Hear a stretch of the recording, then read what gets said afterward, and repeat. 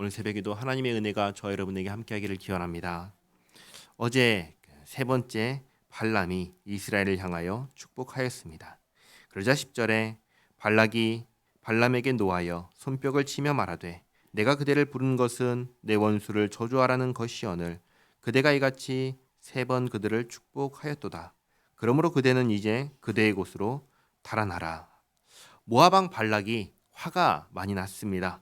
그러나 발람을 어떻게 하지는 못합니다. 왜냐하면 발람은 당시에 유명한 주술가였기 때문입니다. 이런 것이죠. 이 사람에게 해를 입혔다간 내가 어떤 저주를 받을지 모른다. 그런 두려움이 있는 것이죠. 그래서 어떻게 하지는 못하고 돌아가라고 합니다. 여기 달아나라라고 한 것은 가만두지 않겠다, 도망쳐라. 그게 아닙니다. 그게 아니라 돌아가라고. 넌 그냥 왔던 곳으로 돌아가라고 그렇게 말을 한 것입니다. 그러면서 내가 그대를 높여 심히 존귀하게 하기로 뜻하였더니 여호와께서 그대를 막아 존귀하지 못하게 하셨도다. 발람이 정확하게 말합니다. 발락이 내 말을 안 들으려고 해서 안 들은 것이 아니라 신이 막은 것이다. 하나님께서 막은 것이다. 그러면 이 책임이 누구에게로 돌아가나요? 하나님께로 돌아갑니다. 발람에게는 책임이 없는 것이죠. 그래서 12절에 발람이 발락에게 이르되 주술사가 왕에게 이르되 당신이 내게 보낸 사신들에게 내가 말하여 이르지 아니하였나이까. 가령 발락이 그 집에 가득한 은금을 내게 줄지라도 나는 여호와의 말씀을 어기고 선악간에 내 마음대로 행하지 못하고 여호와께서 말씀하신 대로 말하리라 하지 아니하였나이까. 근데 여기 발락의 말을 잘 보면 내 마음대로 행하지 못하고 라고 합니다. 그러니까 만약에 하나님께서 이렇게 강제하지 않으셨다면 어떻게 했겠다는 말이겠습니까? 내 마음대로 했겠다는 말이겠죠. 그럼 발람이 자기 마음대로 했겠다면 어떤 말을 했을까요? 저주를 하고도 남았을 것이다 라는 것입니다. 그렇게 이제 변명을 한 다음에 14절에 말합니다.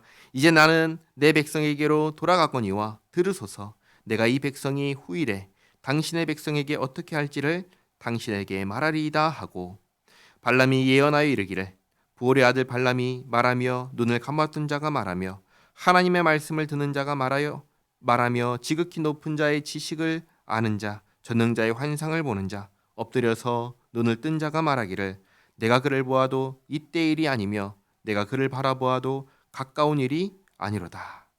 그러니까 지금 하는 예언은 지금 당장 일어나는 일이 아니고 먼 장래에 일어날 일입니다. 그럼 그때 무슨 일이 일어나는가?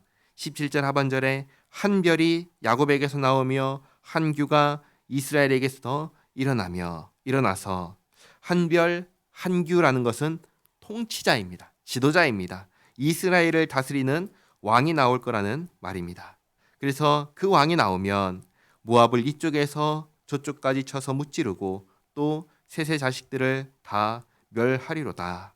모압과 셋의 자식들을 다 멸할 것이고 18절에 그의 원수 에돔은 그들의 유산이 되며 그의 원수 세일도 그들의 유산이 되고 그와 동시에 이스라엘은 용감히 행동하리로다.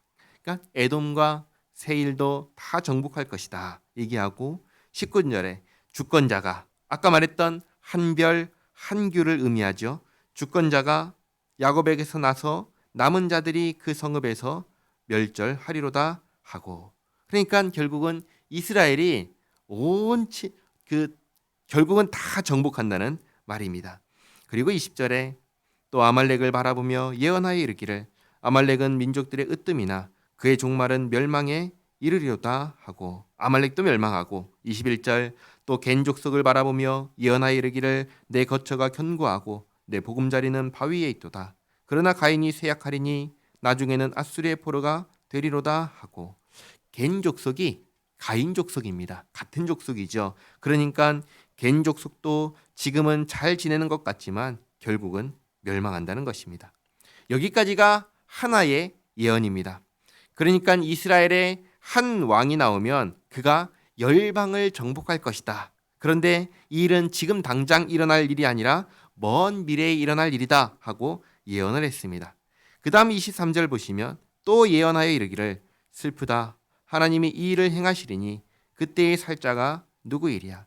기띔 해변에서 배들이 와서 아수르를 학대하며 에벨을 괴롭힐 것이나 그도 멸망하리로다 하고, 다시 한 예언은 아까 가인 족속을 포로로 잡아갈 아수르에 대한 것인데, 아수르도 결국은 멸망한다, 그것을 예언합니다. 근데 이 모든 일이 언제 일어나는 일인가?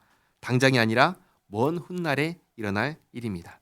자, 이렇게 예언한 뒤에 25절에 발람이 일어나 자기 곳으로 돌아가고 발락도 자기 길로 갔더라. 본문이 여기서 이렇게 끝나니까 발람이 하나님께서 말하라고 하신 것만 말하고 돌아갔구나 하고 생각할 수가 있는데, 이 마지막 예언은 하나님께서 하라고 하신 것이 아니죠. 그리고 내일 이어지는 25장에 일어나는 사건이 이 발람과 관련된 사건입니다. 그러니까 이렇게 하고 그냥 돌아간 것이 아니라는 것입니다. 뭔가가 하나 더 있는 것이죠. 그것은 내일 말씀드리도록 하겠습니다.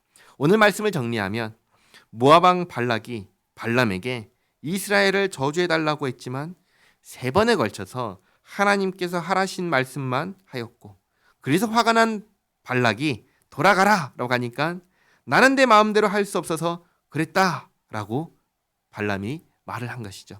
그리고 마지막 예언은 하나님께서 하라 하신 것인지 성경에는 나와 있지 않아요. 그러나 이스라엘이 한 왕이 나와서 온 땅을 정복하고, 그리고 아수르가 잠시 강대국이 되지만 아수르도 결국 망한다는 예언을 했습니다. 기도하겠습니다. 좋으신 하나님, 내 마음대로 할 수 없기에 복을 빌었다는 말은 결국 내 마음대로 할 수 있다면, 할 수 있었다면 저주하였을 거란 말과 다르지 않은 것을 봅니다. 발람의 말을 보며 하나님을 경험하더라도 하나님의 은혜가 없다면 사람은 자기의 자유로운 의지를 사용하여 하나님을 거스르며 하나님께 순종하지 않는다는 것을 깨닫게 됩니다. 하나님, 우리에게 은혜를 베풀어 주셔서 예수님을 믿게 하시고 하나님께 순종하고 복종하고자 하는 마음을 주셔서 감사합니다. 우리의 마음을 변화시켜 주셔서 감사합니다. 하나님, 바라옵기는 우리의 마음에 하나님의 영광을 위한 소원을 주시어서 무엇을 하든지 하나님을 영화롭게 하며 살아가는 우리 모두가 되게 하옵소서. 예수님의 이름으로 기도하옵나이다. 아멘.